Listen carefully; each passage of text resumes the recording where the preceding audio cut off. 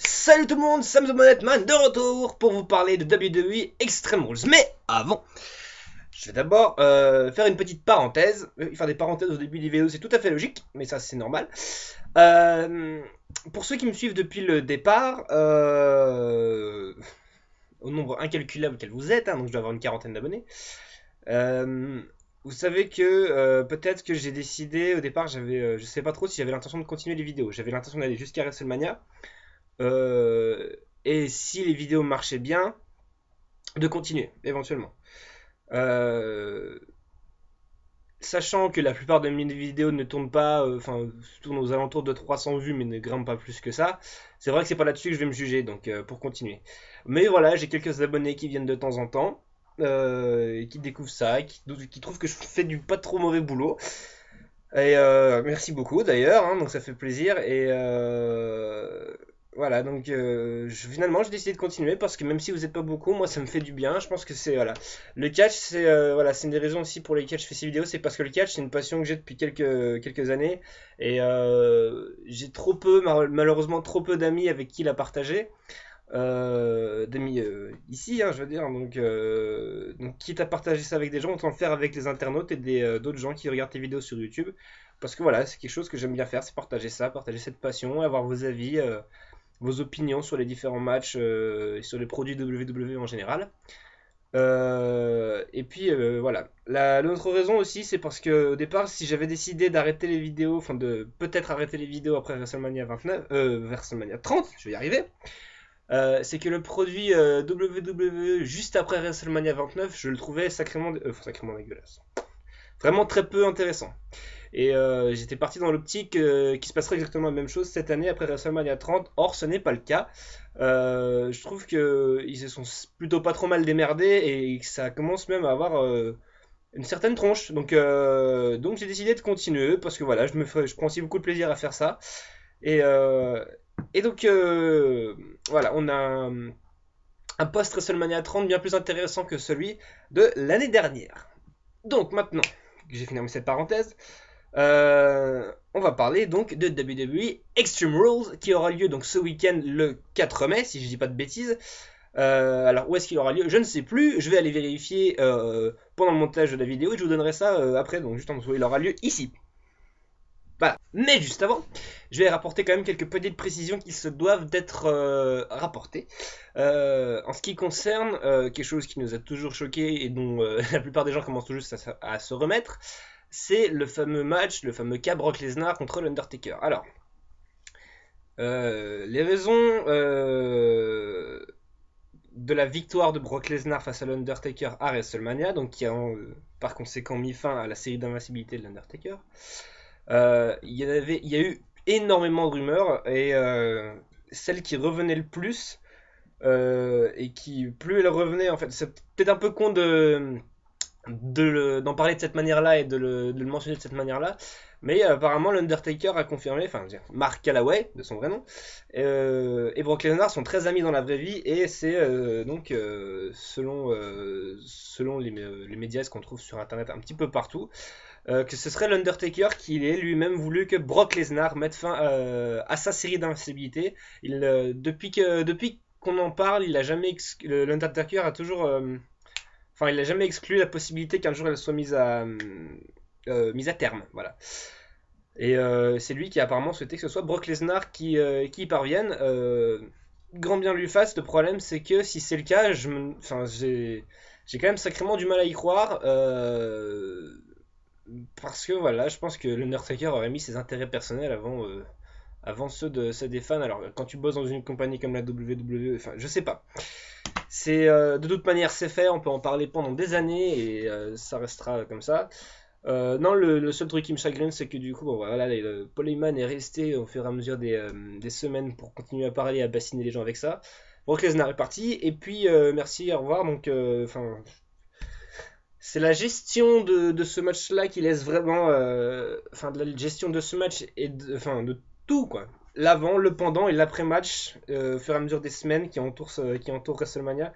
En ce qui concerne le match de Brock Lesnar et l'Undertaker, ça a été vraiment géré comme de la merde. Et c'est le seul truc qui peut me chagriner éventuellement. Et bref, voilà. On va revenir donc sur les matchs. En ce qui concerne Extreme Rules, alors on a une carte qui présente pour l'instant 8 matchs. 8 matchs, donc 7 matchs qui seront diffusés donc, dans le show et un match de pré-show, de kick-off, enfin, donc ils renomment ça un petit peu comme ils veulent, moi je m'en fous. Donc, donc le pré-show, on va commencer par celui-là. Alors attendez-vous à un match de fou, c'est Hansugel contre El Torito. Alors, pour vous mettre un petit peu dans l'idée, El Torito, c'est la mascotte déguisée en taureau qui fait 1m12 de Los Matadores. Qui ne parle pas, qui est juste déguisé en taureau et qui, voilà, qui fait partie de l'équipe qui faisait partie de la lucha libre mexicaine et qui est arrivé à la WWE. Hansugel, lui, a depuis quelques semaines rejoint les 3MB, donc Drew McIntyre, Jinder Mahal et Heath Slater. Et il y a une espèce de petite rivalité entre Passepartout et Passe-Temps depuis ce moment-là. Donc ils ont eu plusieurs matchs et puis là ils décident de mettre ça encore en pay-per-view. Bon, la différence c'est qu'on va avoir une stipulation, donc on a apparemment un TLC match. Enfin, WLC, alors je sais pas du tout en quoi ça va correspondre, j'ai regardé un petit peu sur Wikipédia et quand on cliquait sur le type de match, c'était écrit WLC, donc oui, un WEELC écrit là. Ça mettait Tables Ladders and Chairs match. Donc ça va être un match TLC avec des personnes de petite taille. Alors en soi, franchement, je m'en fous de ce match-là. Je sais même pas. Je pense même que je ne prendrai pas le temps de le regarder. Bon, même si c'est vrai qu'un voilà, c'est un match de nains, ça m'intéresse sans mauvais comment dire. Sans offense aux personnes de petite taille, hein, je dis des nains parce que ce sont des nains. Un match de nains, ça m'intéresse pas grand monde, c'est du divertissement pur, mais moi ça ne m'intéresse pas. Voilà, bon après ils ont rajouté une stipulation voilà, pour en rajouter justement de l'intérêt. Alors est-ce que je regardais ce match pour autant? Ça m'étonnerait. J'irai voir les résultats parce qu'il faudra bien que je vous les donne. Et puis bon voilà, par pur intérêt personnel, moi j'aime bien savoir les résultats même si je ne regarde pas les matchs. Mais en ce qui me concerne, je pense que ce serait logique de faire une victoire, de faire gagner El Torito, sachant qu'il gagne tous ses matchs à chaque fois, et puis en soi, El Torito, Los Matadores, El Torito et Hansugel, c'est une rivalité qui n'a pas réellement de sens. C'est des catcheurs, si on peut les qualifier ainsi. Voilà, c'est pas les meilleurs du monde. Donc je m'en fous un petit peu et je sais pas. Donc je donne une victoire pour El Torito. Allez, pourquoi pas, mais qu'est-ce qu'on s'en fout? El Torito. Comme je le répète à chaque fois, je ne connais pas l'ordre des matchs du show. C'est-à-dire que je ne sais pas dans quel ordre ils vont être diffusés, dans quel ordre ils vont être sélectionnés. Donc je les donne un petit peu comme ça, au pifomètre. Je parle du main event bien sûr en dernier. Donc là pour l'instant je vais commencer avec Bray Wyatt contre John Cena. Match Steel Cage. Donc on a droit à un rematch de WrestleMania 30 et on rajoute une stipulation. Pourquoi? Parce que deux fois le même match en deux pay-per-view d'affilée, c'est un petit peu débile, ça aurait pas eu grand intérêt. Et parce que c'est Extreme Rules, donc on rajoute une cage. Alors, même s'il y a beaucoup de gens qui sont clients de cette rivalité, moi c'est pas trop le cas, parce que je trouve qu'elle manque un petit peu de fond. Même si grâce à Bray Wyatt, elle est sacrément bien menée, sacrément bien foutue. On peut notamment, voilà, de toute manière, Bray Wyatt est en train de surpasser John Cena en ce qui concerne la promo de ces matchs-là. Si vous suivez les matchs fréquents à Raw, vous verrez que Bray Wyatt fait des trucs assez, je vais pas dire malsains, mais dérangeants, quoi. Là, par exemple, à Raw, il a ramené toute une chorale d'enfants qui devait être, je sais pas, une bonne quarantaine. Chanter la chanson qui chante depuis un sacré paquet de temps, He's got the whole world in his hands. Alors je sais pas d'où ça vient, je n'ai pas pris le temps d'aller vérifier. Et on avait tout un public de gosses habillés en noir en train de chanter cette chanson. Puis à la fin, il y a eu un noir sur la scène et dans l'arène. Quand la lumière s'est rallumée, ils avaient tous un masque de mouton, de chèvre, je sais plus. Et enfin comme Eric Owen, et du coup John Cena était atterré, presque choqué, c'était presque dérangeant. Et donc merci Bray Wyatt de faire un petit peu ce que tu peux, parce que voilà, moi c'est grâce à lui que cette rivalité a un goût. John Cena lui-même, presque des fois lui-même l'impression qu'il s'en fout un peu, hein, qu'il est pas très fan de ça. Donc voilà, et en ce qui me concerne, pour ce match-là, je parie sur une victoire de Bray Wyatt. D'abord parce que ce serait logique. Pour plusieurs raisons, la WWE a pas voulu faire perdre John Cena à WrestleMania. Donc ils l'ont fait gagner. Ce serait con de le refaire gagner un mois plus tard. Parce que déjà ça ferait perdre ça ferait perdre la crédibilité. Ça te ferait 1, 2, 3. Ça ferait perdre toute crédibilité au personnage de Bray Wyatt et ce serait se tirer une balle dans le pied. Sachant que des personnages comme Bray Wyatt, ça en manque beaucoup à la WWE. Moi j'adore ce bonhomme là.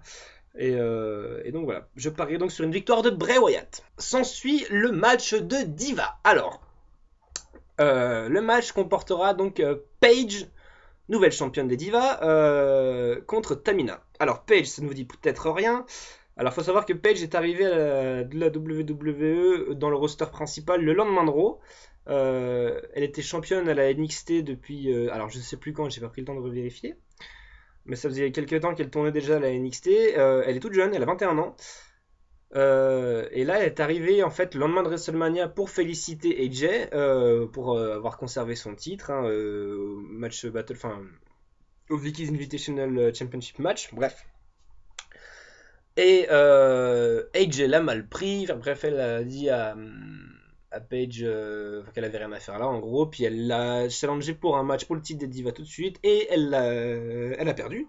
Donc Paige est la nouvelle championne par équipe, ce qui aussi également dans la vie réelle a permis à AJ de prendre un petit peu de repos et de faire ses petites affaires avec CM Punk avec qui elle est en couple dans la vraie vie. Alors, en ce qui concerne le match, le peu de ce que j'ai vu de Paige, c'est qu'elle est déjà plus talentueuse que la plupart des divas du roster, mais je trouve ça un petit peu, on va dire, too much de lui donner le titre des divas tout juste après sa sortie d'NXT.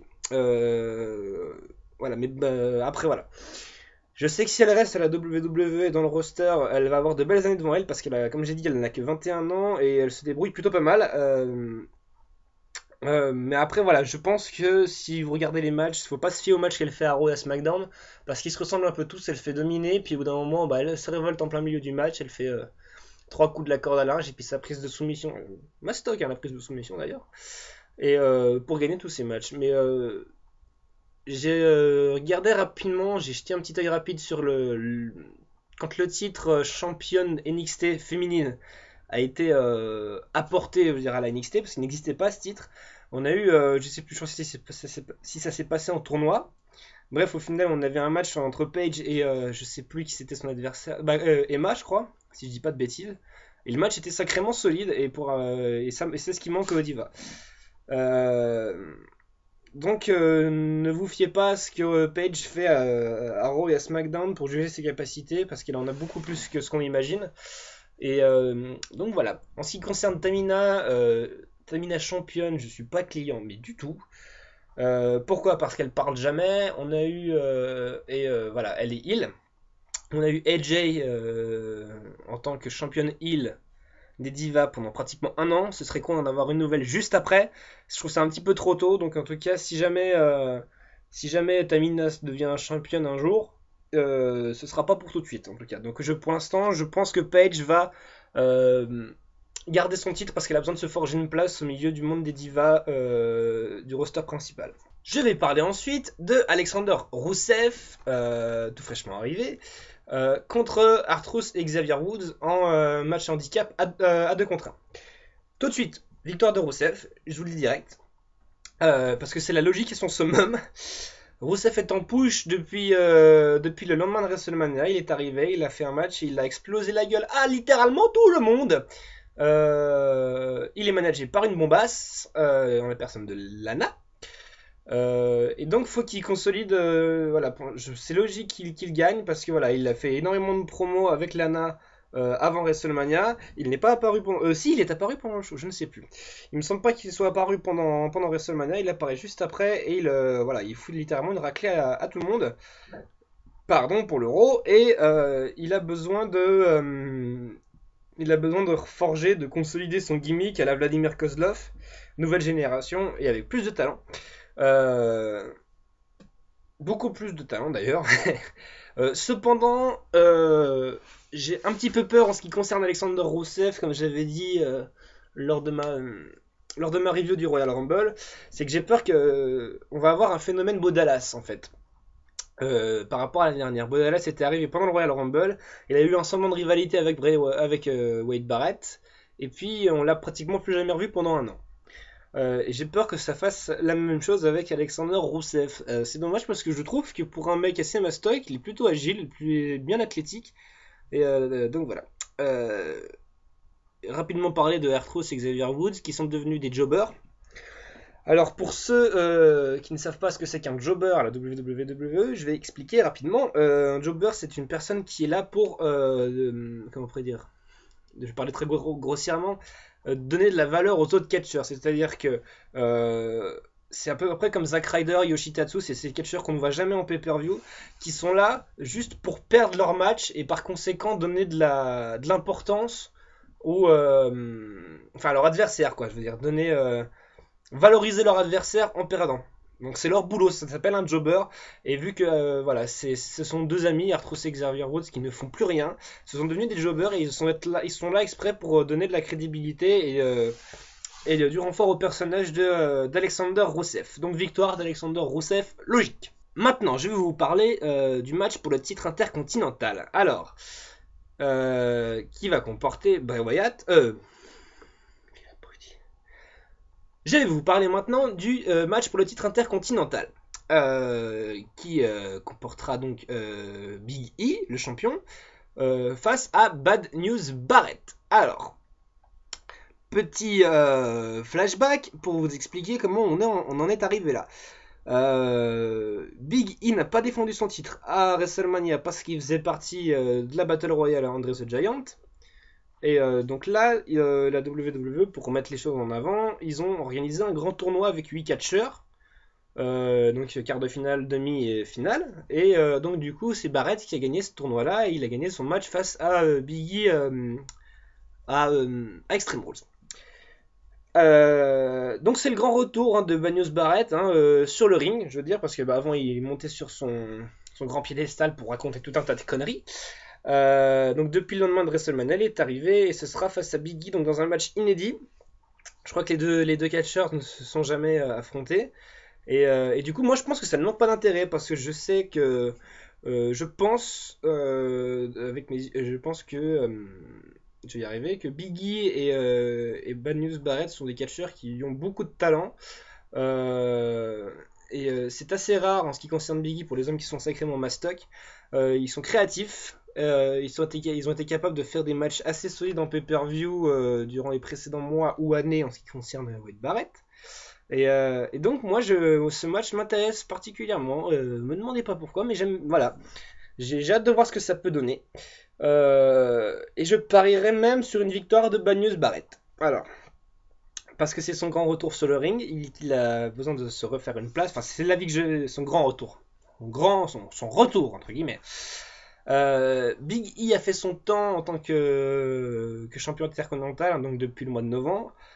Et Wade Barrett est presque devenu face, parce qu'il est de plus en plus soutenu par le public.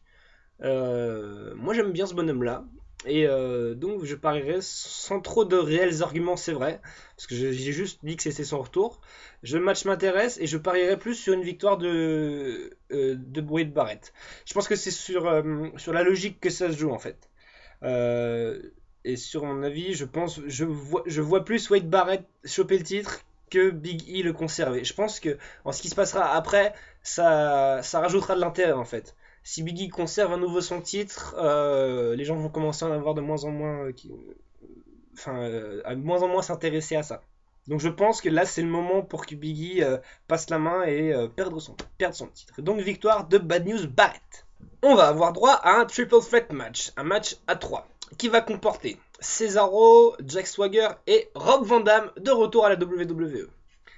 Alors, je vais vous faire un petit rappel de la situation parce que là c'est vraiment nécessaire parce qu'il y a de quoi se demander comment on en est arrivé là. Alors, pendant WrestleMania, pendant le pré-show que je n'ai pas regardé de WrestleMania, on avait eu un droit à un match de 4 équipes de 2 pour le titre des Usos. Titre par équipe. Et les Real Americans, donc Jack Swagger et Cesaro, se sont séparés pendant ce match-là. Et du coup, il y a une rivalité, une petite feud qui a été entraînée sur les héros suivants. Et donc les hommes ne peuvent pas se piffrer. Entre autres, Cesaro, alors ça c'est une petite parenthèse encore, je trouve ça un petit peu dommage que Cesaro soit désormais managé par Paul Heyman. Je trouve ça un petit peu con parce que Cesaro est en train de confirmer son face turn et avec un personnage comme Paul Heyman, ça va être son image de face va être assez ternie et c'est un peu je sais c'est pas je trouve pas ça judicieux. Mais bon après qu'est-ce que je peux y faire? Donc c'est mon avis, je suis pas trop client, c'est dommage, j'aurais bien aimé que Cesaro fasse un bout de chemin tout seul et qu'il puisse parler enfin au micro. Qui ne soit plus obligé de passer par Paul Heyman ou par Zeb Colter comme il le faisait auparavant. Parce que là, ça aurait vraiment pu confirmer son personnage de face et balèze comme il est sur le ring, ça lui aurait fait du bien et je pense qu'un mec comme lui, ça ferait du bien en ce moment. Bref, voilà. Donc séparation des Real Americans. Ensuite, pendant le tournoi pour le titre intercontinental dont je vous parlais juste avant, euh, on a eu au bout d'un moment donc Cesaro qui avait gagné un match et il s'est retrouvé face à Rob Van Dam. Euh, Jack Swagger est arrivé pendant le match. Donc c'était en demi-finale, hein, donc Cesaro Rob Van Dam. Jack Swagger est arrivé pendant, ce qui a causé la distraction de Cesaro qui lui a fait perdre le match et donc va accéder à la finale pour le titre, tout ça. Et donc voilà, donc les hommes se sont mis sur la gueule. Et pendant la finale, du coup, qui contenait donc Rob Van Dam contre Wade Barrett, Bad News Barrett, autant pour moi. Et, Cesaro est arrivé pour emmerder Rob Van Dam, suivi par Jack Swagger, et ça a créé un tel micmac en dehors du ring que Rob Van Dam a été. Pardon, attends, j'arrête pas de roter, hein, faut que j'arrête de boire de l'eau gazeuse. Rob Van Dam a encore été donc déconcentré et s'est fait entre guillemets voler la victoire par Bad News Barrett. Donc une chose entraînant une autre, l'effet domino, donc ce qui fait que Rob Van Dam en veut à Cesaro, Cesaro en veut à Swagger, enfin bref du coup ça a enchaîné une petite rivalité entre les trois bonhommes et ils ont décidé de conclure ça à Extreme Rules dans un match à 3. Euh, alors, victoire de Cesaro, moi c'est ce que je pense. Parce que tout simplement, ça y est, il est en train de terminer, de continuer son push. Même si c'est vrai que faire gagner Rob Van Dam, ce serait logique vu qu'il vient de revenir. Mais Rob Van Dam, c'est vrai que c'est un petit peu le troisième bonhomme. On se demande un peu ce qu'il fout là en fait. Donc, parce qu'il a été un petit peu mis dans ce match contre son gré et sans réelle raison valable, je veux dire. Parce qu'au départ, il revenait juste pour le titre intercontinental. Et puis, le voilà dans un match avec deux autres bonhommes avec qui il n'a jamais catché. Alors, par conséquent, euh, match, si jamais ça peut être face à Cesaro, s'il se trouve face à Cesaro, on peut trouver des trucs intéressants. Parce que je sais que Cesaro, et vous savez que Cesaro est extrêmement talentueux en ce qui concerne son catch. Rambo d'armes, on n'en parle même pas. Parce que c'est Rob Van Dam. Donc on peut avoir quelque chose d'intéressant, mais je parierais quand même sur une victoire de Cesaro parce que je pense que c'est logique vu qu'il est mis en push en ce moment. Donc voilà, victoire de Cesaro en ce qui me concerne. Et je vais parler maintenant du match qui m'intéresse le plus dans la soirée, euh, concernant donc The Shield face à Evolution. Alors, oui, Evolution est de retour. Je vais rapidement vous expliquer comment ça s'est passé. Vous savez qu'il y a eu cette grosse rivalité entre Randy Orton, Batista, Daniel Bryan, et Triple H et tout ça. Ça s'est tout conclu à WrestleMania. Et au final, donc du coup, on a mis par équipe au bout d'un moment Randy Orton, Batista et Triple H. Et donc du coup, ça a reformé Evolution. Donc Evolution au départ, il y avait Ric Flair en plus, mais bon, voilà, Ric Flair, il a 150 ans, il ne va plus revenir caché. Et donc du coup ils sont de retour et en train de construire cette rivalité face au Shield. C'est une rivalité qui est assez solide parce que les hommes on les voit toutes les semaines. Ça fait retenir le public, ça fait retenir le souffle du public, on pourrait dire comme ça. Bon, on dira comme ça. Et voilà, rien qu'à dire, c'est vraiment un match qui fait rêver quoi. The Shield contre Evolution quoi, c'est un truc de fou. C'est presque décevant de ne pas l'avoir eu à WrestleMania ce match-là parce que ça aurait été un truc de fou quoi. C'est digne de WrestleMania parce que j'attends vraiment un super gros match. En tout cas, l'affiche fait sacrément bander. Euh, Ça me plaît beaucoup, voilà, malgré le fait que Triple H et Batista se font vieux, voilà. Ça m'intéresse énormément et j'ai très très hâte à voir ce match-là. Je parierai plus sur une victoire d'Evolution. Euh, Pourquoi? Parce que sachant qu'ils font leur grand retour, alors ils le font un petit peu par défaut, hein, parce que c'est à cause d'une mauvaise gestion du cas Batista. Donc une chose en entraînant une autre, hein. Batista devait revenir en tant que face, finalement il était heel, et puis ça a entraîné le bordel à WrestleMania entre Daniel Bryan et Triple H et tout ça, tout ça. Finalement ils sont tous heel, et du coup ils ont reformé Evolution un petit peu par défaut. Et le Shield doit, enfin ça fait, je sais même pas si c'est crédible ce que je veux dire parce que j'en parle tellement. J'attends que le Shield explose. Je sais pas si ça arrivera et ça peut peut-être arriver à Extreme Rules, mais voilà, du coup je à moins qu'ils décident de faire traîner la rivalité un petit peu plus loin que Extreme Rules, je pense que c'est possible qu'un élément joue en la défaveur du Shield et ramène les tensions passées qu'il y avait eu entre Dean Ambrose et Roman Reigns et Seth Rollins. Je sais pas comment ça peut se passer. Moi, ça fait un bail que j'attends que ça se produise. Voilà. Il y a de quoi rester assez perplexe sur ce match parce que euh, The Shield, maintenant, ils sont face. Ils ont fait un face turn au fur et à mesure de leur match parce qu'ils se retournent contre l'autorité. Et ils ont fait donc ils sont face en tant voilà mais vraiment quoi. Ils sont presque aussi soutenus que Daniel Bryan, enfin, presque. Peut-être pas non plus mais commencent vraiment à être bien poussés. Et donc les faire splitter maintenant, ce serait sacrément idiot quoi en fait. Les faire splitter ou même les faire perdre, ce serait sacrément idiot en ce qui concerne les fans. Mais on pourrait dire la même chose pour Evolution. Donc je sais pas du tout, pour tout vous dire, je sais pas du tout comment la WWE va s'occuper de ça. On va peut-être avoir une intervention de Stéphanie ou de Vince McMahon, pourquoi pas, allez, lançons des idées à la noix. Et en fait, je donnerais bien vainqueur une équipe tant que l'autre, mais comme il faut choisir, je, je vois un tout petit peu plus Evolution gagner, ça me semblerait presque un tout petit peu plus logique. Enfin, logique, je vais pas parler de logique encore, mais vu qu'il faut choisir, faut parier, je parierais plus sur Evolution que sur The Shield. Et enfin, on termine avec le dernier match, Daniel Bryan contre Kane en Extreme Rules match pour le titre WWE poids lourd du monde entier et de C'est Génial. Super entrée en matière pour parler d'un match de main event. Kane est enfin de retour avec les cheveux longs, le masque, le costume, bref, tout le vrai costume de cachetière, voilà, tout ça, tout bien. Et moi, je commençais à attendre ça, hein, parce que je commençais à en avoir plein le derche d'avoir Kane visage découvert avec les cheveux courts, habillé en costard 3 pièces. Non merci, ça me suffit, ce n'est pas crédible, c'est Kane. Faut pas l'oublier, hein. Kane il a un putain de passé de Big Red Monster derrière lui, enfin bref. Il est de retour avec les cheveux longs en tant que démon de l'enfer qui va tuer tout le monde et faire brûler tout le monde. Voilà. Et voilà. Comment introduire un match de la meilleure des manières hein, par Sam the Bonnet Man. Alors, en ce qui concerne justement Kane, j'ai trouvé que la sortie de son gimmick de Corporate Kane, donc avec le costard, s'est faite un petit peu à la One Again Beast to Fly. Ça aurait été assez plus intéressant de faire quelque chose avec Stéphanie, qui d'ailleurs pourrait peut-être débarquer pendant le pay-per-view. On a eu ce qui me laisse un petit peu un goût amer, c'est qu'on a eu très peu de promos pour ce match-là, parce que Kane était introuvable, enfin introuvable. Il n'est pratiquement jamais venu au show. Daniel Bryan était blessé, bon ça c'est son problème.